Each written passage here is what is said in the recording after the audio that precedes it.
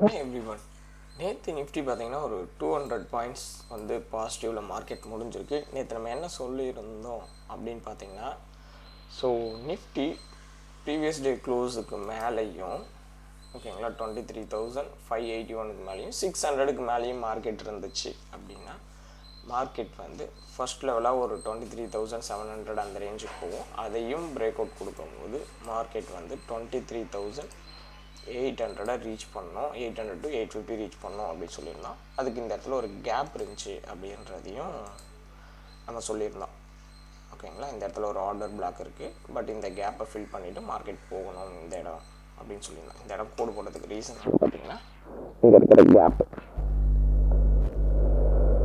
இந்த இடத்துல ஒரு சின்ன கேப் இருக்குது, பட் இருந்தாலும் இந்த இடத்துல ஒரு ஆர்டர் பிளாக்கும் இருக்குது. மார்க்கெட் 23,800 வரைக்கும் போகிறதுக்கான பாசிபிலிட்டிஸ் வந்து ரொம்ப அதிகம் அப்படின்னு சொல்லியிருந்தோம். ஸோ அதே போல் மார்க்கெட் வந்து அப் சைடில் கொடுத்துருந்துச்சு. அதே போல் இன்னொரு வார்த்தையும் நம்ம மென்ஷன் பண்ணியிருந்தோம், டவுன் சைடில் போகிறதுக்கும் சான்சஸ் இருக்குது. ஏன் அப்படின்னா 1 ஹவரில் ஸ்டில் இன் டவுன் ட்ரெண்ட். ஓகேங்களா, ஸோ 1 ஹவரில் டவுன் ட்ரெண்டாக இருக்கும்போது மார்க்கெட் வந்து சப்போஸ் 1 ஹவரோட 50 or 61% கோல்டன் ரேஷியோவில் திரும்புறதுக்கு சான்சஸ் வந்து ரொம்ப ரொம்ப அதிகம். அதை மீன் பண்ணி ஸோ மார்க்கெட் வந்து டவுனில் போகிறதுக்கும் சொல்லியிருந்தேன். இந்த இடத்துல 50% ரேஞ்சில் இருந்துச்சு. ஒரு வேளை திரும்பினா மார்க்கெட் திரும்பலாம். சப்போஸ் 23,400 இந்த ஜோன் வரைக்கும் வரலாம் அப்படிங்கிற மாதிரியும் சொல்லியிருந்தேன். பட் ஆனால் டவுன் சைட் சின்ன நடக்கல. ஓப்பன் ஆகும்போதே கேப் அப் மார்க்கெட் ஓப்பன் ஆகிட்டு 5 மினிட்ஸ் ஓகேங்களா, இங்கே 5 மினிட்ஸ் போகிறாங்க. 5 மினிட்ஸோட ஹையை மார்க்கெட் பிரேக் அவுட் கொடுத்ததும் நல்ல ரேலி கொடுத்து மார்க்கெட் மேலே போக ஆரம்பிச்சிச்சு. சரி, ஓகே, இப்போது இன்றைக்கி மார்க்கெட் என்ன நடக்கும் அப்படிங்கிறதையும் பார்த்துடலாம்.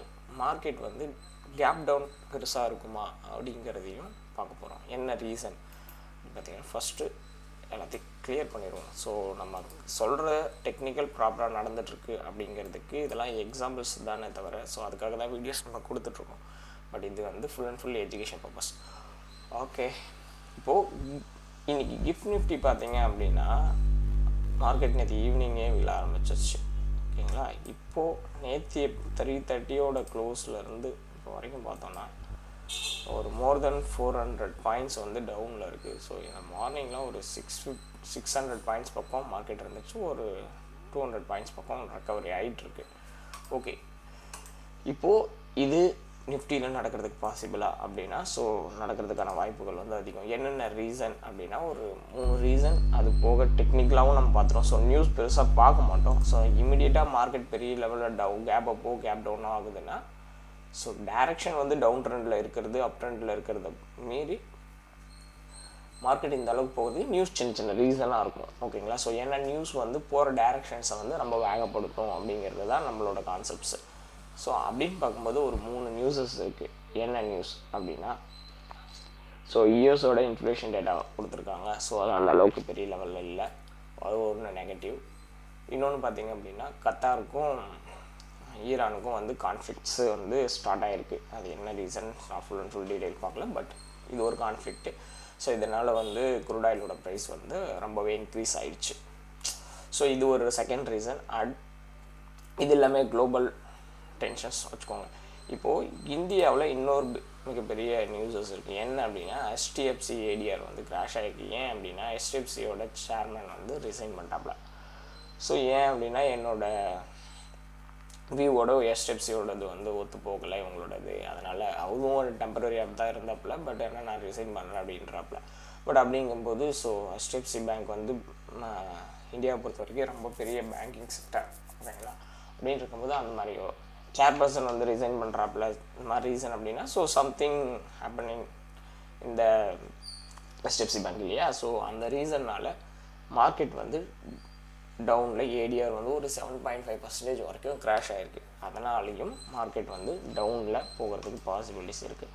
அப்படியே டெக்னிக்கல் சைடு மூவ் ஆகும். டெக்னிக்கல் சைடு பார்த்தீங்க அப்படின்னா 1 ஹவரோட ஹை இதுதான், அடுத்து 1 ஹவரோட லோ. 1 ஹவரில் மார்க்கெட் வந்து டவுன் ட்ரெண்டில் இருக்குது அப்படிங்கிறதையும் கன்ஃபார்ம் பண்ணிட்டோம்.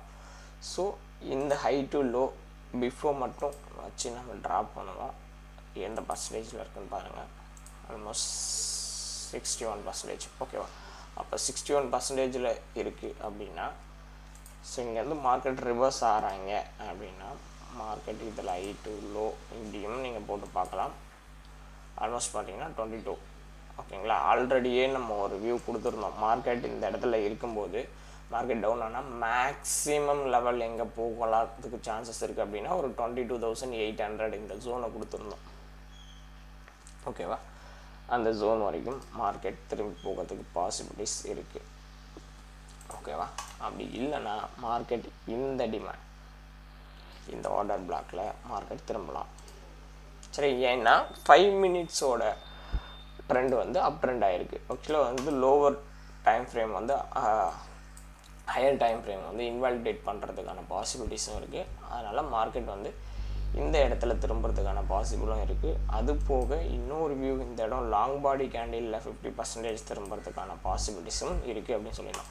அப்படியே இப்போ இருக்கிற சினாரியோ படி மார்க்கெட் வந்து கேப் டவுன் ஆகுது பெரிய லெவலில் அப்படின்னா ஒரு மினிமம் ஒரு 400 பாயிண்ட்ஸாவது ஆகும்னு வச்சுக்கோங்களேன். 300 to 400 பாயிண்ட்ஸு அப்படி ஆகுது அப்படின்னா மார்க்கெட் இந்த லெவல்கிட்ட இருக்கும் இன்றைக்கி ஓப்பன் ஆகும்போதே.